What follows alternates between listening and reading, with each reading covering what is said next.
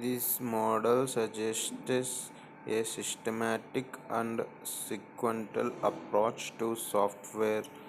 development that begins a requirements analysis and progress through all life cycle phases sequentially, suitable for projects where requirements are clear, defined,